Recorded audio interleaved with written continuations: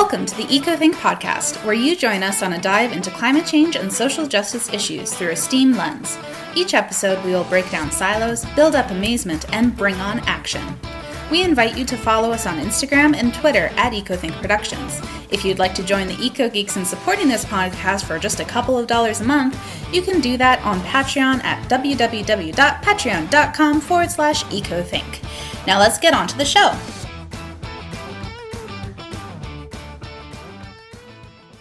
Hi, Yuko. Hi, Maya. How are you doing today?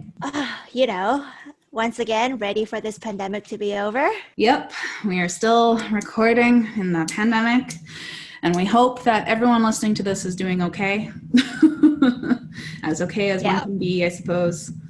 I am eagerly waiting for my turn to get vaccinated. Yes, me too. I think we'll have to wait until the end of summer, but you know what? Oh, there's Mira agreeing.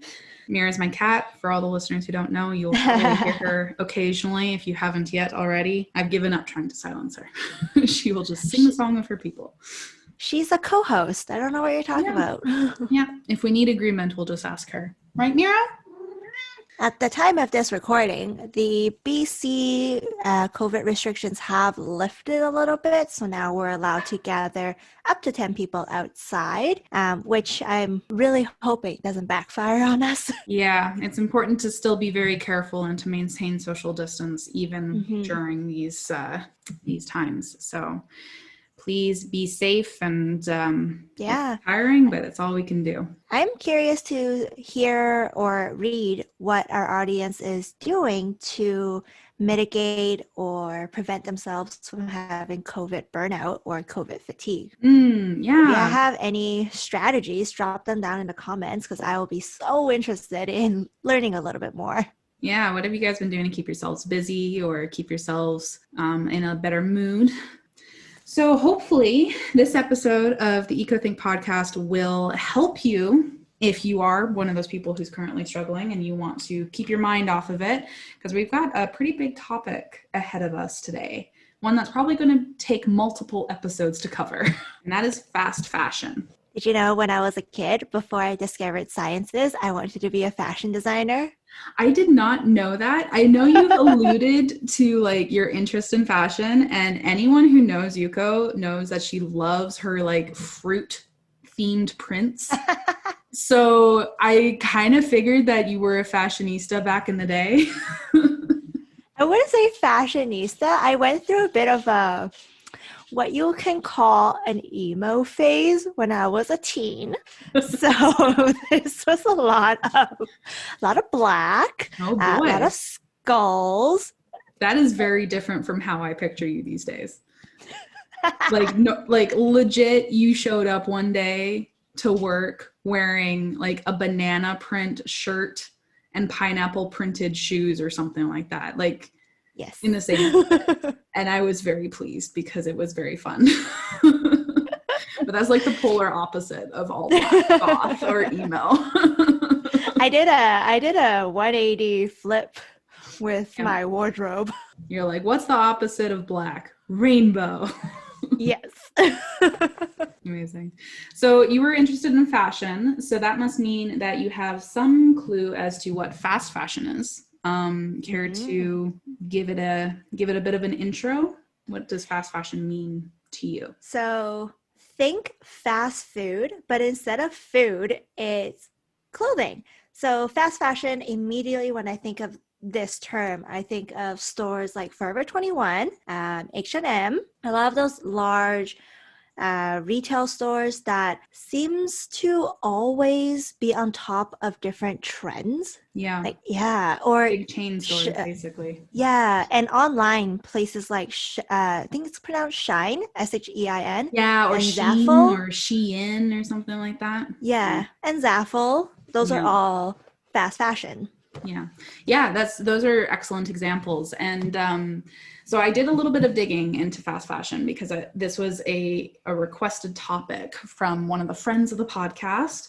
And so we wanted to tackle this. And also I wanted to point out as well that this podcast is going to be launched, this episode is going to be launched the week before Fashion Revolution Week, which, if you don't know what Fashion Revolution is, it was a movement started on social media, I believe on Instagram mostly, but it's now kind of everywhere. And it's a movement of people who are demanding transparency and equality and better practices and better environmental practices. Basically, they're calling for a better fashion industry. And so if you've been a social media user in the past 4 years or so, you will have probably seen the hashtag "Who Made My Clothes?" Fashion Revolution are the people who are responsible for that. And a little history of it is that it's in honor. What Fashion Revolution's website says is that the Fashion Revolution Week is the time that we come together as a global community to create a better fashion industry. It centers around the anniversary of the Rana Plaza factory collapse in 2013. And this was a factory collapse that killed over 1,000 people and injured many more. So this coming year is the 8th year since the tragedy. And this is a revolution that really focuses on the interconnectedness of human rights and the rights of nature in the fashion industry. And so this episode will go up just a couple of days before this year's Fashion Revolution Week, which is April 19th to the 25th. So if you want to get involved, I encourage you to go over to their website, fashionrevolution.org, or follow them on Instagram, Twitter, any of the social media options, and you'll be able to learn more there. That being said, fast fashion is like what you were saying, Yuko, is that it is like fast food, and that it's really about the speed of getting the product from the creation of the product, from the design to the manufacturing to the customer as fast as possible. And this term was actually coined only back in the 80s. I thought it was a much older thing, but fast fashion hasn't actually been around much longer than the 80s. I found this, I was put onto this New York Times article where the term fast fashion was actually coined by the journalist Anne Marie Shiro.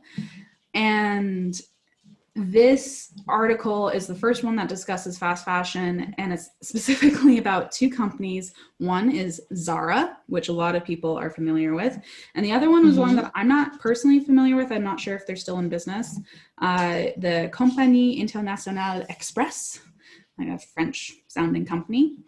But both of these companies both of these stores were opening in New York. And the term fast fashion is used in the article to describe the really fast turnaround that these stores were utilizing to get the fashion trend from the runway to customers' hands. And it's as fast as less than 2 weeks. Oh my God. So it's nuts how fast this really is. So the term fast fashion is what's used to describe that. And it's been going since then. So that article was published in 1989, and it's only a couple decades after that. So definitely a more recent phenomenon than I was expecting, for sure. Yeah. But it's definitely one that has been causing a lot of problems and is a really big issue, not only for the environment, but for human rights issues as well. So that's what we're going to try and dissect today. It's a huge topic, because I guess before we dive too deeply into it, I do want to preface it by saying, if you do shop at H&M, Forever 21, and those kind of fast fashion clothing stores, because they are very affordable, and because that's someplace that you can afford to shop at, that's okay. Yeah, we're not doing this podcast to demonize anyone. Specifically, We're not demonizing any consumers. We'll try also not to demonize specific clothing stores, but it's mostly just about the conversation of the complexity of this topic, what we can do to learn more about it and to demand better from certain companies, and also how we can try and manage it in our own lives to a certain extent. So yeah, definitely that's a good point to make. Yuko, thank you for pointing that out. We don't want to make anyone feel like they're listening to this podcast that they are a horrible person for having fast fashion clothing items in their closet. I have fast fashion clothing items in my closet. Me too. I don't think it's avoidable. No, I only shopped at Forever 21 when I was a teen. Yeah. And something that I might circle back around to a little bit later is there's also a whole conversation about how fast fashion and environmental sustainable fashion, and how these two battling sectors you really have to look at them differently if you're coming from a plus size body versus a straight size body. So I'm speaking about this from the perspective of a plus size woman. That is something that I'll probably circle back around to later as well, because there's this whole kind of other thing with the sustainable fashion not being super great with providing sizes that are inclusive of all body types. So we'll circle back to that as well. But let's start with kind of diving a little bit into some of the environmental impacts maybe. Yes. Let's hear what you found. What stood out most to you? Like which environmental impact of fast fashion stood out to you or surprised you the most? I think what surprised me the most was something that I feel like I knew, at least to a certain extent. I knew that it was so big, but it did surprise me as I was doing my research today about just how big it actually is. According to some estimates, the fashion industry contributes between 8 and 10% of global carbon emissions every year. Like, that's a pretty big chunk if you think about it, in the sense that it's just, you could say, oh, it's just the clothes that we wear, it's just the shoes that we wear. But almost 10% of global carbon emissions are produced in the fashion industry. And this is in part due to just the massive scale of the supply chain, right? So a supply chain, basically, if you're not really clear on what that means, that just means that a business will get their products from a supplier that's a little bit further up the supply chain, and that supplier might get some components of those products from a different supplier, and the different supplier might get some of the components of their products. Basically, it's just this chain. It's the link between different businesses and how they get their materials to make their products. So for the fashion industry, if we take the example of H&M, the clothing that H&M sells to you is not made in that store, obviously. It is made in a factory, probably in a completely different country. Most of the time, that's where these large stores will make their clothes, quite often in certain parts of East and Southeast Asia. And that factory some of them might also make the textiles, but most of them just will take whatever textiles or the fabric and they'll sew it into the garment. The fabric itself might be made in a completely different factory. So something that I learned was that pretty recently, so like about a decade ago, China was the biggest manufacturer of all clothing for a very long time. And they still are to a degree, but there is a growing clothing sewing industry in different countries, such as Bangladesh and Cambodia and Vietnam. And those countries need to get their fabric from somewhere. So while China is kind of reducing the number of factories that are like actually making the clothes, they're increasing the export of the textiles themselves.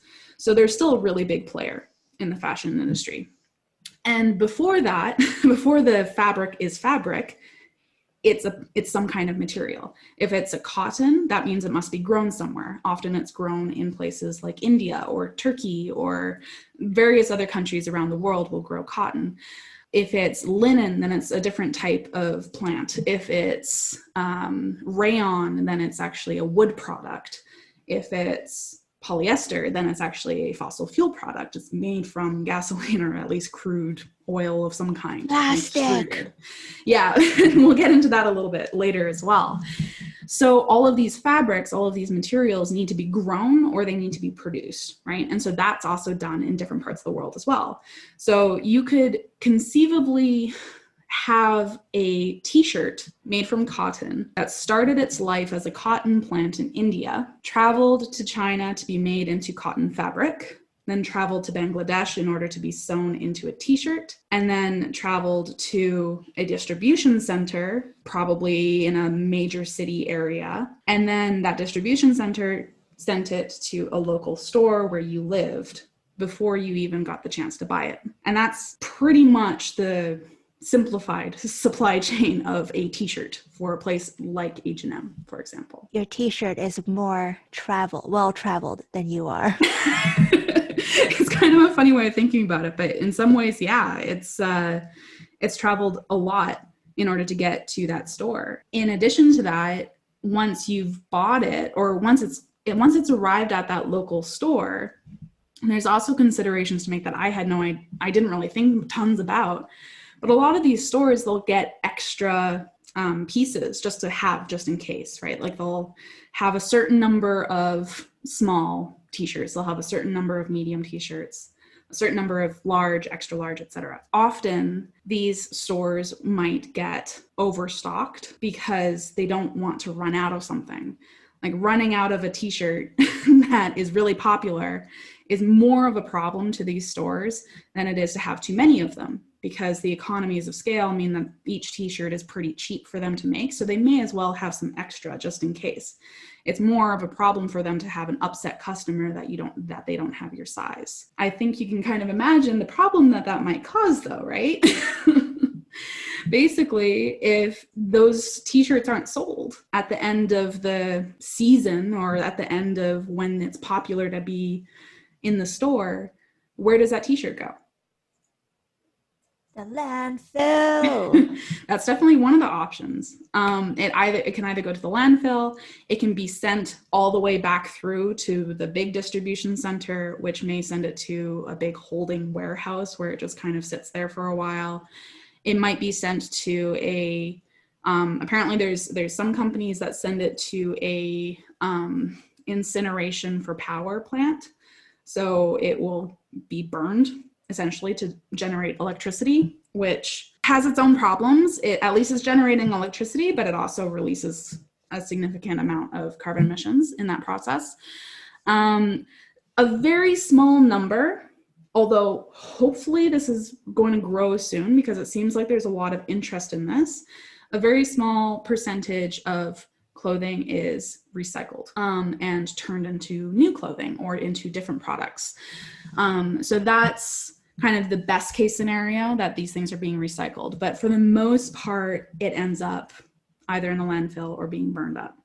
And the waste of these different clothing items that aren't purchased, that's called like pre-production waste, essentially, where it was never bought.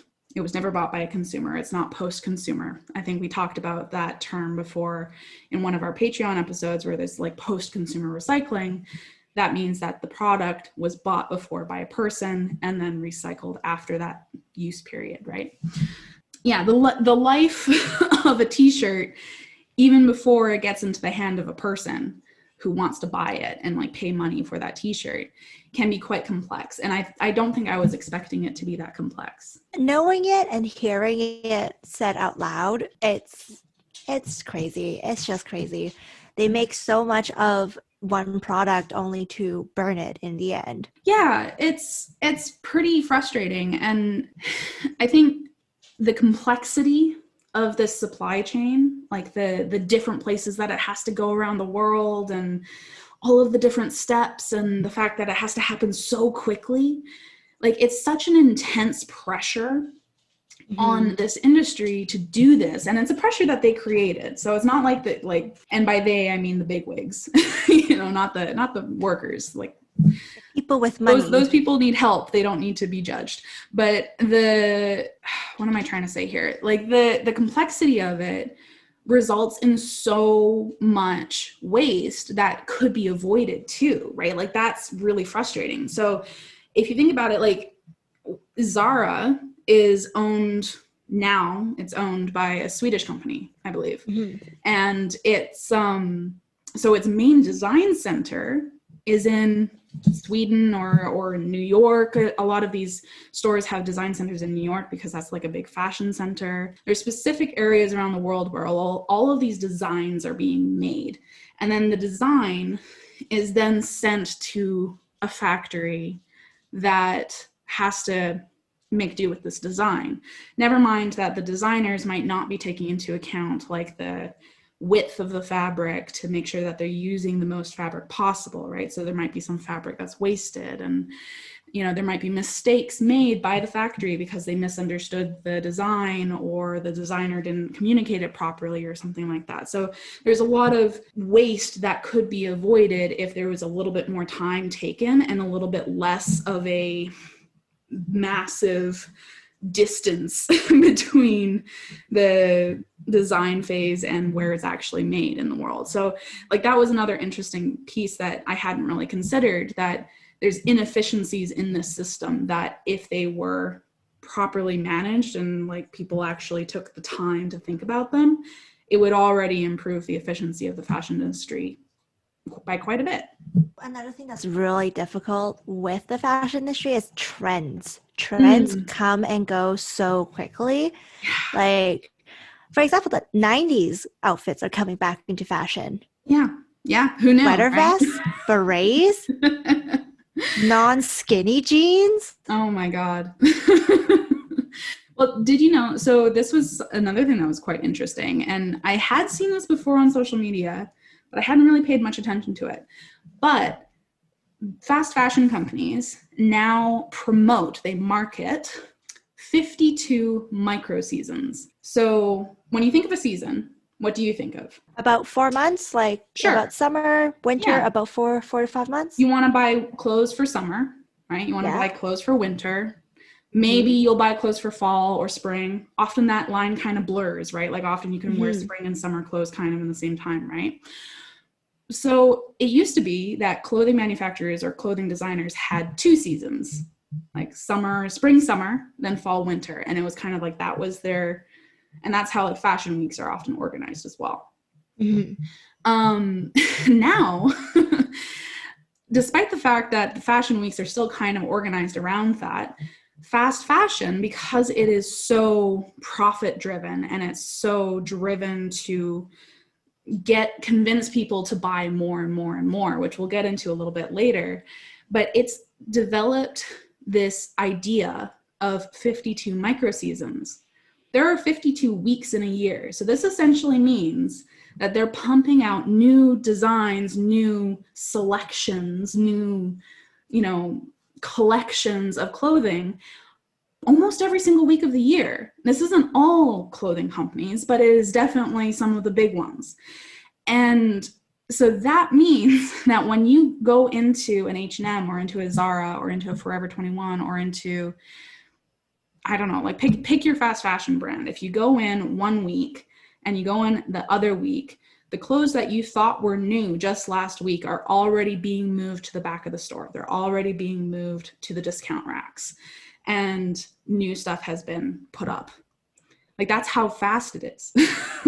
Oh my God. I can't keep up with fashion trends anymore.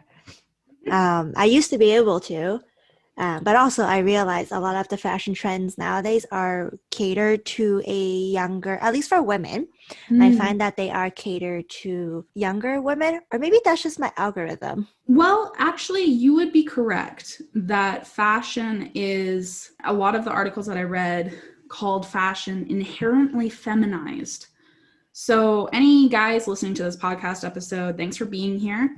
And I'm not going to say that you're not badly affected by fast fashion. You are, if you're a dude, like I get it. And there are a lot of issues in that realm as well. But the fashion industry overwhelmingly focuses its attention on women, specifically younger women, because for a variety of reasons, but it essentially decided that we are more likely to go out and go shopping. We're more likely to do impulse buys. We're more likely to get something because it's fun to go shopping, not just like we need it, and I've definitely felt all of those things. Like I still feel all of those things, when one of my favorite clothing company sends me an email and it's like, 25% off. And it's like, oh, wow, like this is fun. Like it gives you this like endorphin rush. Of course we're interested in doing it. And it's manufactured. Like this is something that is planned by a lot of these companies. And we're marketed to believe that we should go out and we should go shopping. And we, the coat from last year is old, so let's get a new coat. And it's like, you don't need it technically, but you want it. And you're made to want it by all of the advertisements that are directed at us and all that kind of stuff. So it's not an accident that you feel like it's directed at you, at young women, because it is directed at us. So yeah. You're bombarded by ads every single day, just bombarded. So it's really hard to not want the thing that's put in front of your face every single day. Yeah, for sure. And it's not an accident that it's there. No. And impulse buying is so real. That is how I got a matching set of banana printed tights and sweatshirt with a pair of banana printed sandals. Yeah. It's kind of the biggest thing with impulse buying is and I'm aware that we kind of got away from the environmental impacts and we're talking more about the social impacts, but we will get back to the environmental stuff in a sec. The impulse buying thing is in part due to the cost, right? I'm going to guess that these banana tights and these banana shoes didn't cost that much. No, they were considered very affordable. I think the whole set costed me like less than $50. Which, if you think about how much time and effort and traveling goes into probably like where they came from and how they were made, like, you know, that's not that much. It's highly subsidized. Yeah. Well, and I mean, to be fair, like the company is also making a lot of profit off of this. So like there's a ton of profit margin that they're making money off of, which gets into the social impact of how their workers are treated and all that kind of stuff. But $50 on the whole is not that much money for something that you could argue should be a utilitarian tool to cover your legs and feet. If you think about it, right? And that's the point of fast fashion, is that they wanted to make a profit off of people buying more and buying more frequently than they actually needed. Because before fast fashion was a thing, so again, that article that first coined the term was 1989. So it must not have been very much earlier before that it was actually started as an industry practice. Before it was a thing, you would buy a coat, and that coat would be extremely well made. It was probably made in your country or maybe in a neighboring country, depending on where you lived.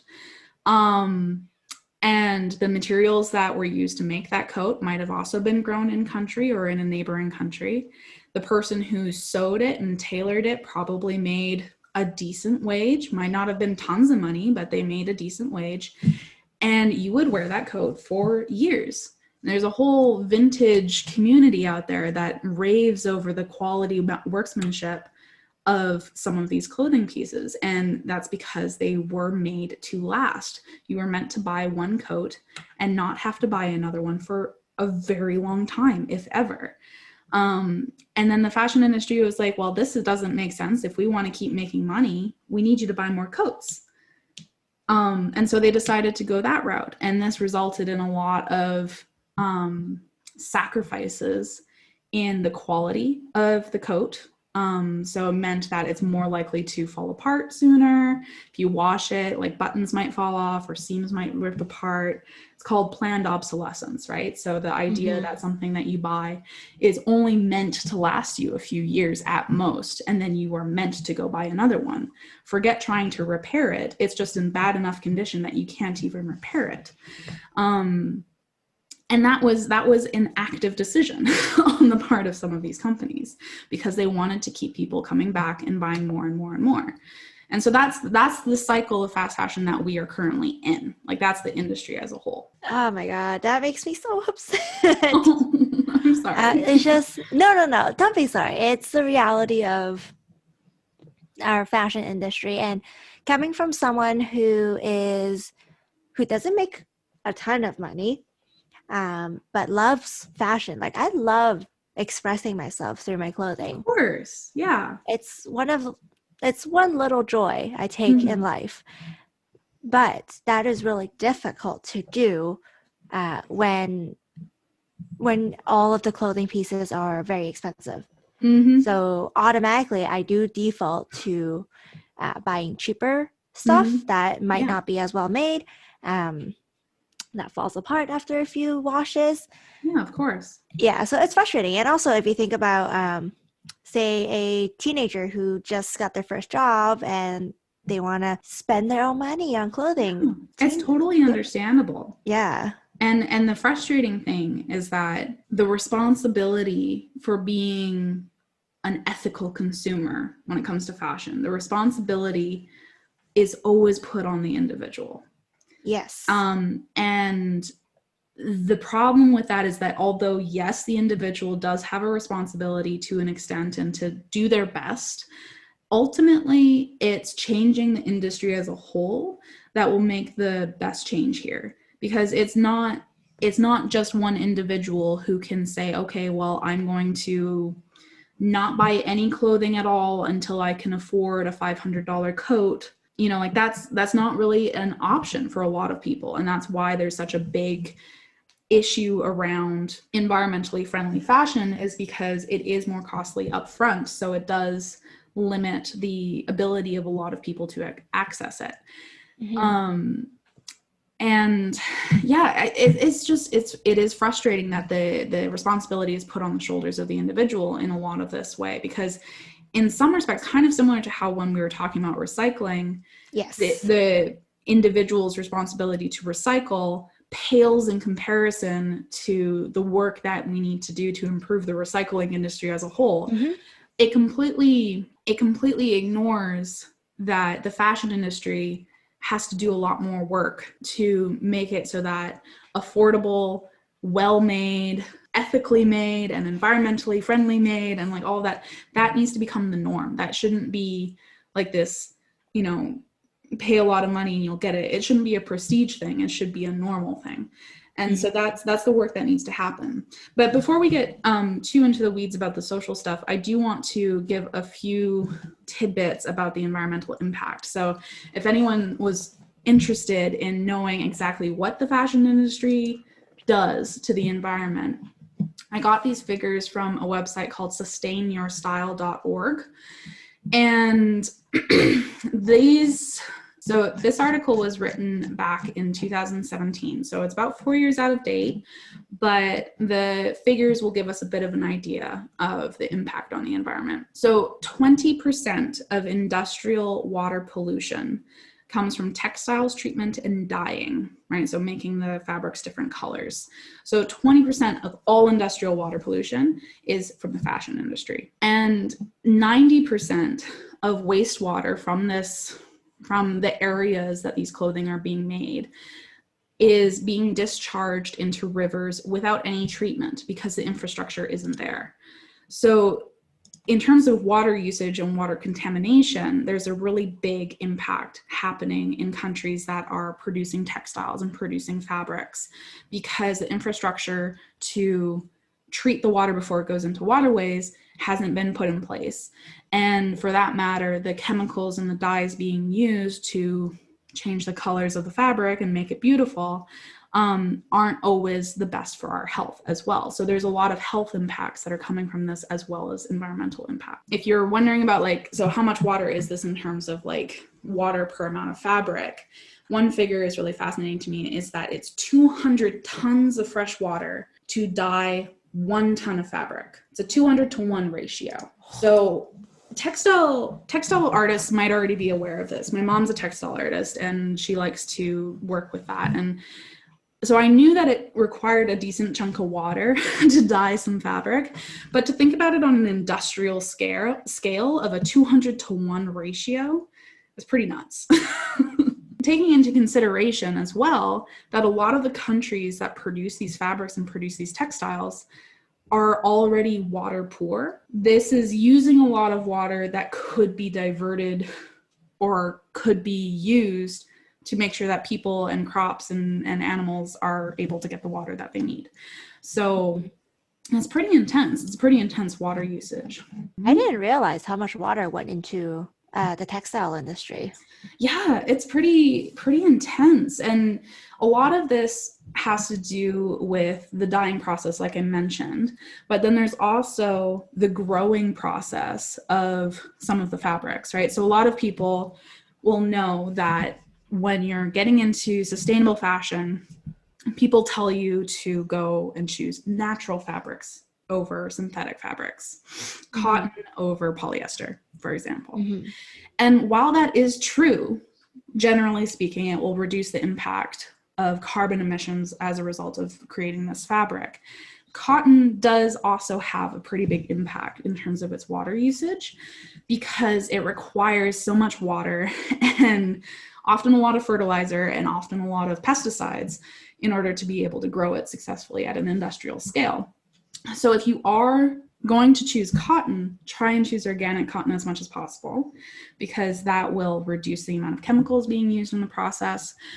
And then also just be conscientious at the end of the day of whether A, you really need the item, and B, whether or not the company that you're buying it from has in place good working conditions for the people that are growing the cotton in the first place, because it can really badly impact a lot of people. Are there any other climate impacts that is not water-based, is what I'm trying to ask. Yeah, so speaking of more like greenhouse gas focused impact, another figure that sustainyourstyle.org gives us is that there are 23 kilograms of greenhouse gases that is generated for each kilo of fabric produced. So to put that in context, a kilo is, I think it's like 2.2 pounds. So go ahead and weigh your jeans, see how heavy your jeans are, and you can kind of gauge how many greenhouse gases were probably emitted in the generation of the fabric that to produce the jeans. Another figure is that for polyester specifically, and this is a really big figure, so it's always hard to imagine what it means, but 70 million barrels of oil are used every single year to produce polyester. I'm trying to imagine like how many football fields or like how many whales. I know, it's hard to visualize. So there is a little bit of context. So for Canada, in 2019, Canada produced 2.5 million barrels per day of refined petroleum products. So if the fashion industry produces or uses 70 million barrels per year, it's basically a month's worth of oil from Canada. So it doesn't sound like a lot, but in terms of just the sheer amount of oil that the world produces, like it's a lot of product being used for clothing, in my opinion, anyway. I think it's interesting. A lot of fabric that goes into your clothing, it's not pure cotton or pure nylon. It's always a mixture of synthetic and natural products. Yeah, that's true. Yeah. Mm-hmm. And that actually reminds me of an interesting point that I read and regarding the recycling of fabric, because recycling is for the fashion industry is an area that has a lot of potential because it helps to deal with the waste streams of this fabric. But as you say, the fabric isn't always pure one thing or another. There's usually some kind of synthetic fiber intertwined into it. Because you want the clothing to be stretchy, you want it to last a little bit longer, you want it to look shiny, like all that kind of stuff. And you don't get that from natural cotton or natural linen. So it's intertwined with other fibers. And the problem with that is that you need to be able to separate the fibers in order to recycle them, which isn't always easy. And it is sometimes impossible depending on what kind of technology you're using. And one of the articles that I read did talk about some different ways that the industry is looking into recycling stuff or has been using already, but it needs to be improved. And like one of the ways is that you can just say, screw it, these fibers are going to be stuck together forever, so we'll just mulch everything up and then use that mulch to create something that's of a lower value, which is a kind of similar process to how plastic recycling works. Is usually that's what I was thinking. Yeah. So things like filling for pillows or for furniture, or filling for mattresses, stuff like that. So the filling product is often recycled, at least part recycled fiber. But you wouldn't necessarily make new clothes out of that because the fibers end up getting cut really short. So you can't really do much with it. So there's other options, like if it's a fully polyester item, like this is one that is a pretty straightforward thing to be able to recycle in theory, because you can just literally melt the thing and turn it back into plastic and then respin it into polyester thread again. Yeah. Which is kind of weird to think about, but I don't know if anyone listening or if you, Yuko, have had this experience of wearing a polyester coat or a pair of hiking pants and you're just a little too close to the campfire. Like, yeah, and your clothing melts. Yeah, it's happened to me doesn't before. burn, it melts, and yeah. So like that's kind of the thing that the recycling of polyester fibers would be doing in order to reuse it. And if you recall from our recycling episode, another kind of, I guess you can call it indirect pollutant, but when you wash your clothes, those polyester plastic fibers and threads also wash out of the garment and drains into the ocean. So you then get microplastics in the ocean. Yes. Yeah. So microplastics from fiber is a big problem with the fashion industry. And actually speaks to the impact of the use phase of any clothes, meaning when you own your clothing and you wear it and you put it in the washing machine and in the dryer and then you wear it again, and this cycle repeats over and over. So although the fashion industry is the bulk of the emissions, it's the bulk of the environmental impacts, there is also an impact in how we use our clothes and how we make sure that they stay clean. And the microfiber part is one of those big issues, because if it just drains into the oceans and like you don't really think of it as being a problem, but it does accumulate in the bodies of zooplankton and of other small organisms in the ocean, and then works its way up to the food chain. And that can be really problematic. If you want to know more about that, just Google bioaccumulation. Yeah. Another issue with how our fashion impacts the world while we are using the clothing is the energy used by your washing machine and your dryer. So one of the number one tips that kept popping up when it's like, what can I do to be more environmentally friendly when it comes to my clothing, is to reduce the number of times you use your dryer, because the dryer uses a lot of electricity. And depending on where you are in the world, like if your electricity system isn't a green electricity system, which is the case for a lot of places, then that is releasing carbon emissions into there. So if you have the option to air dry your clothing, and a lot of people do this just for the sake that it's cheaper, you don't have to pay for the electricity. So a lot of people are already doing it. But if you are the kind of person who likes to have your clothing in the dryer because it's nice and warm and it's wonderful, that's wonderful. Go ahead and do it, but think a little bit about it to see if you really need to that day, and make sure that you load it up enough so that it's actually efficiently using the energy. And the same goes for the washing machine. Is if you decide to wash your clothing on with hot water, it uses a lot more electricity than if you use cold, because you need to heat the water. I am thankful that we have washing machines now, and I don't have to take my clothes down to Craigflower Creek and hand wash it. Oh, for sure. For sure. The washing machines and dryers are amazing inventions, and they played a seriously important role in like liberation of a lot of people from the household kind of cycle. So I'm not dissing them, but it is important to be conscientious of how we use them. Yeah. I know a lot of dryers now have an energy efficient setting. Yeah, that's true. And even the model of the dryer or the washing machine matters when it comes to this. I think in Canada and in a lot of places around the world, there are Energy Star kind of appliance, I think is what it's called. And it's basically a rating system that tells you how energy efficient the appliance is. So if you are in a position to be able to get a new washing machine or dryer, or you're moving soon and you'll need to get one, if you can prioritize getting one that's an Energy Star appliance that has a good rating, then you're more likely to use less energy than if you were using something that was a bit older. This is by no means us telling you not to wash your clothes. Please be hygienic. Do not Febreze or Axe your clothes. That does not replace actually washing them. Yeah, although I will say we often wash our clothes far more often than we actually need to.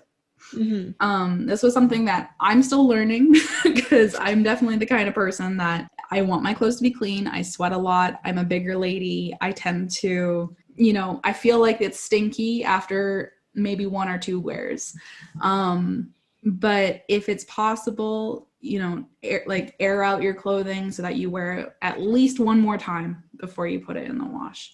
And even that can help reduce your consumption as an individual. But yeah, I think we should maybe get back into the industry level stuff so that we don't overfocus on the individual. So one thing that stands out to me is I know that our world, our society is ran by conglomerates. Conglomerates are just one big company that has a bunch of smaller companies underneath it, and those companies may have even smaller companies underneath it. And you can see this with brands like not fashion specific, but brands like L'Oreal, brands like Clinique, and all of those product industry, Johnson and Johnson. Yep. So I'm interested to know if a company does market themselves as eco-friendly, as green, and they're a fashion company, if consumers go and support them, are they supporting the larger mother company who has other smaller sub companies that are not eco-friendly? And how do we deal with that? Yeah.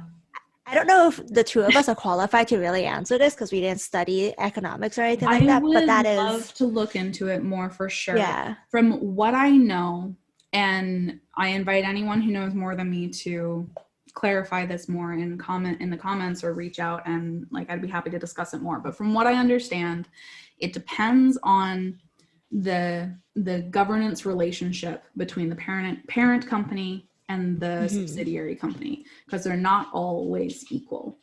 So, for example, you could have a parent company that full on bought everything to do with the smaller company and completely 100% controls all of the decisions they make. It's basically just another face for the same stuff.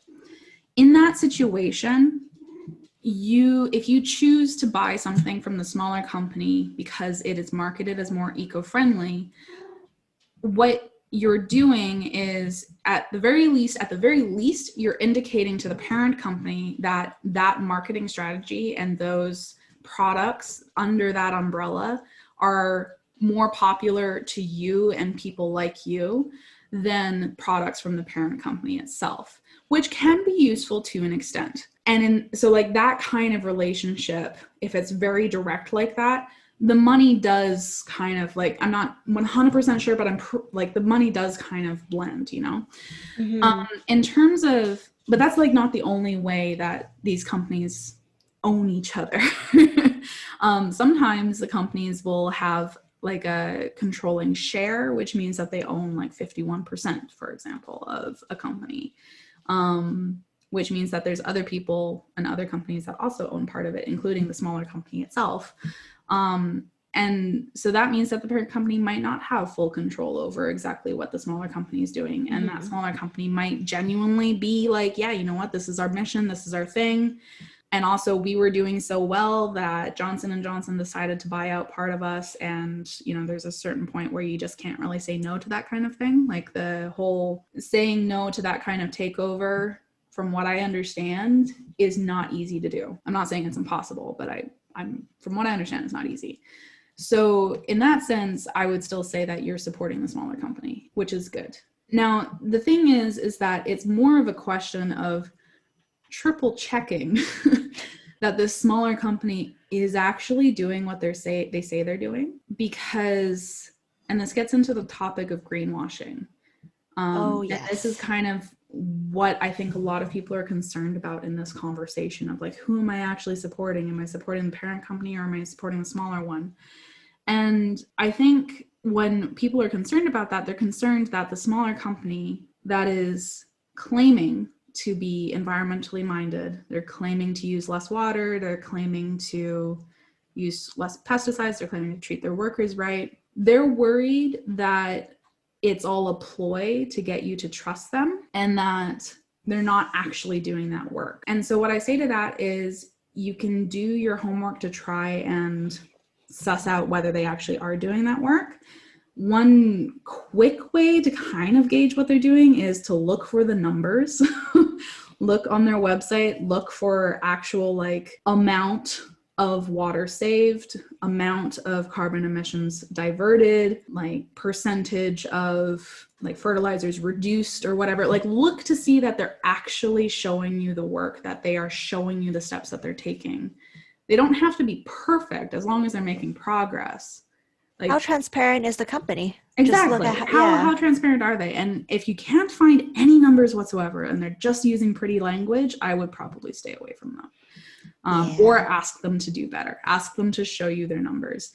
You can contact all of these companies on their websites. There's usually a contact form. If they never get back to you, probably not a good sign. The other thing that I think on an individual and on a consumer level is, I always go back to this: reduce, reuse, recycle. Reduce the stuff that you buy, reuse. So actually something that I was inspired by Maia to do, which I haven't done yet because I haven't cleared out my closet, but to use your old t-shirts as rags. Yep. My favorite is if you have a sock that you've lost the other sock, you can put it on your hand and then it becomes a Swiffer. A little duster. It's so fun. I still use Swiffers every now and then, but like the little sock trick, it actually quite works. Maya's cat also has catnip inside a little sock. Oh yes, it's disgusting. It works a treat. Like if you are not interested in buying a little catnip mouse because you're just like, screw it, these things are just gross and whatever, take an old sock, fill it with catnip, tie a knot in it, throw it at your cat and watch them have fun. They don't care what it looks like. They don't care if it looks like a mouse. That's just you. That's just you that cares. That's just you projecting. Yeah, exactly. Yeah. And thrifting. Oh yeah. Thrifting. But to be fair, thrifting, I found out, is a skill. How so? I go into thrift shops and I am just overwhelmed. Fair. Yeah, it's curating anything from a thrift store can be pretty overwhelming. There is an unfortunate dark side to thrift stores in that things that don't get sold still have to go somewhere. So they also usually end up going to landfill, sometimes in completely different countries. Something that we didn't really mention earlier on was the impact of waste and secondhand clothing. So clothing that got donated with all good intentions on the donor's part, but then was a lot of these countries have now banned the import of the secondhand clothing, but it would often get imported to countries that are exported to countries in Africa or in South Asia, where they would completely flood the market and take over. And so if it's not usable there, just like if it's not usable here, it'll also get thrown into the landfill. So there's another issue there, that the overconsumption of clothing is not solved by donating your clothing when you're done with it. So keeping that in mind as a consumer is pretty important, because it's fine to donate your clothing, especially if it's in good condition. It doesn't have holes or stains, because that's going to go to landfill anyway. Take responsibility for your own junk. But if it's in good condition, if it's something that you think people will actually want to buy and wear, then donate it by all means. But don't pretend that that is a solution or that is an excuse to then go and continue over consuming clothing. That's a pretty important distinction to make. I think thrifting is still probably the most accessible way for people to reduce their impact as consumers. So continue thrifting, do a good job at that, and, live your best life. Just keep in mind some of these other factors, and things will improve as they improve. I do want to kind of, on that note, maybe talk about some of the solutions that people are talking about to the fashion industry's problems. One of the biggest things is that it's going to require action at all levels, right? So there's the consumer level, obviously, but then there's also like the policymaker level, where proper legislation, proper regulation of how wastewater is treated and how certain products are produced and working regulations so that people are treated fairly at their jobs. All of those things are put in place at a policy level. So that's hugely important that those changes are made. Industry level as well is obvious to, I think, everyone, that there needs to be a lot of change at the industry level. Companies need to be able to prevent waste. They need to invest in their pollution control technology. So if they're producing things like polyester, they should also invest in a way to be able to capture the carbon and store it from that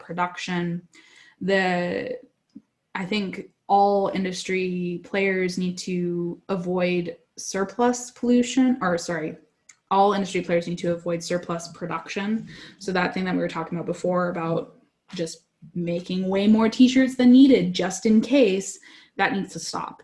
So that can probably be reduced by taking a close look at the numbers of sales, and also taking into consideration that if you run out of a product, that's okay. Like, you can make more, but it's better that needs to shift as a mindset in the industry as well. And closing the material loop, the recycling thing, like that's a really big thing that I'm going to be paying attention to over the next decade, because I think we're going to see a lot more recycling of different fabrics into new products in the fashion industry. So I'm pretty excited to see what happens with that. Some cool things that may not be super obvious as solutions to this is different business models for retailers. So I don't know if you heard about some of these places that actually allow you to rent clothing as opposed to buying it. Oh. This is it's getting to be more popular, especially in like formal wear. So instead of buying your prom dress, you would rent it, or it's pretty common in the wedding industry already. You would rent your wedding dress instead of buying it. Or rent your suit, because I know. Yeah. So formal wear's already got it down, right? So renting your clothing instead of buying it is an interesting business model that is being explored by more companies. And another option is, I think Patagonia does this, where you can actually send something in to be repaired. So dismantling that whole planned obsolescence stuff and actually going, okay, no, like if you send us your coat, or if you send us these pants, we will repair them for you. Or if you don't want them, you can still send them to us. We'll repair it, and then we'll sell it as a used but repaired item. So like that's an interesting business model as well. It does come with its own set of issues in terms of the transportation of that product from you back to their manufacturer. So there is still some stuff to figure out, but it's definitely an interesting way to rethink the fashion industry, of all of those ways to improve the impact of the fashion industry on the planet. It's really fascinating to see all of those things that are more than just at the consumer level, because as we've talked about before, sometimes it feels like it's all directed at the individual. And so just keeping in mind that, there are these other things that are happening, that are being explored, that definitely should be explored faster. And if you can find a way to speak out about these things that you're interested in, like if you can, join the Fashion Revolution thing that's happening next week, like definitely take a look at what they're doing. Maybe reach out to one of your favorite clothing brands and ask who made your clothes. Like all of these steps are great ways to hold the industry accountable and to make steps towards a better fashion industry as a whole. And because Maya and myself, we're not in the fashion industry, but I do know with Instagram and with TikTok, there are a bunch of wonderful eco creators out there that do highlight say specific brands that you could support, that are green businesses, and even ways and techniques for yourself to make your own clothing last longer, what to look for when you're buying clothing that will last you longer, so you reduce your consumption. On that note, if you do know any of these creators, drop their handles in the comments. Let's share their wonderful content. I have a couple I follow. I just can't remember at the moment. Well, if you can remember them, we'll try and put them in the show notes. Because we're really all about trying to share and cultivate a community here. So like, I just want to share this information to everybody. There's no competition here. It's all collaboration. No, for no, sure. not at all. We'll share information as it comes up. I wonder, Yuko, if you'd be willing to let me go off on a little bit of a tangent, because I mentioned something at the beginning of the episode about size inclusivity. Yes, please. And I wanted to come back to that before I forgot, because it's something that's really close to me as a plus size woman. And I'd like to kind of make this a bit of a call out to all environmental fashion brands, because I'm here and I know I'm not alone. I want to buy your clothing, but you do not have my size. And I don't think you have a good excuse for why you don't have my size. I'm sorry, you just don't. I'm going to call you out. I'm calling you out gently. And I would love to see you at the table as part of the size inclusive movement, because I think there are thousands upon thousands of women who are just like me, who are plus size and are looking for more sustainable ways to enjoy their clothing, but who have no other option than places like Shein, who do size inclusivity very well, but who are not an environmentally friendly business. So please do better. And if you want to reach out and you want to talk more about this, I am happy to hear your side of the story and to discuss it at length. But come on, guys, enough with the cutting off the sizes at size 12. That's just ridiculous. Like, we all deserve to be able to clothe our bodies in a fashion forward and a sustainable forward manner, regardless of what our bodies look like. So that's my little tangent, my little rant. And again, shout out to anyone who is doing this work. If I've completely missed your work, I'm sorry. For some context, I'm located in Canada. So if you are a Canadian, sustainably minded, size inclusive business, send me your info, please, because I will immediately be your best customer. And yeah, so that's my little rant. Preach, girl. Thanks for letting me do that. Of course. I tend to look at children's sizing for my clothes. I buy a pair of jeans, but they are like 2 feet too long on the legs. Yep. Well, and that's actually a really good consumer thing to learn, is tailoring. If you have the time and the ability to, or willingness to learn. I know that it's not accessible to absolutely everyone, but learning to tailor your own clothes, or even just learning how to sew on a button can help improve the longevity of your clothing, which is always good. I know sewing is an elective that you can take in high school. Take it. Boys and girls, take it. I regret not taking important. It. Yeah, I regret not taking it. I am blessed that I have a mom who sews and who's willing and patient enough to teach me a little bit of it. But I know that if you do not have a parent or a figure in your family who's willing to teach you, or you're not able to take a class at high school, go to YouTube. There are so many sewing for beginners videos out there.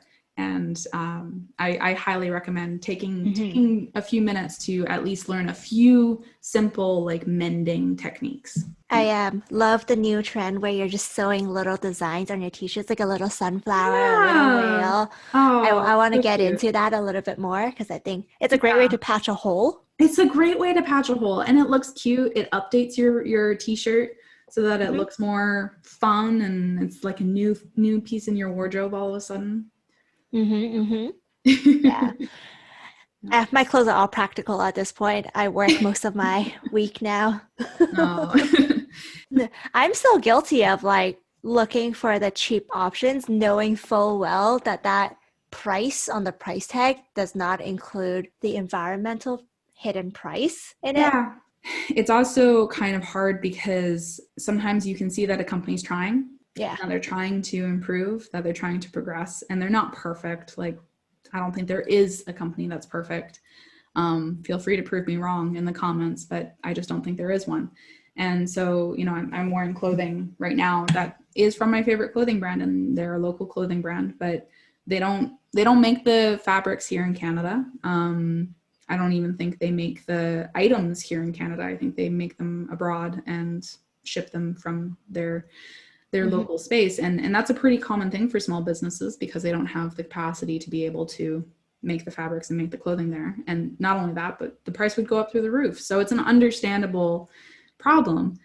They are trying to make sure that they use sustainable fabrics and that they reduce water usage and stuff like that. So they're working with their manufacturers, but it's still not a perfect solution. So it's hard. And on that note, shop local. Yeah, please shop local as much as possible for sure. Anyway, I think maybe we could wrap it up here because I'm sure there's more that I could talk about at length. Maybe we'll do another episode on fast fashion, more specifically about maybe some of the recycling, or maybe we can get somebody on here to talk to us about it. It might be quite interesting to hear from a designer or from a manufacturer.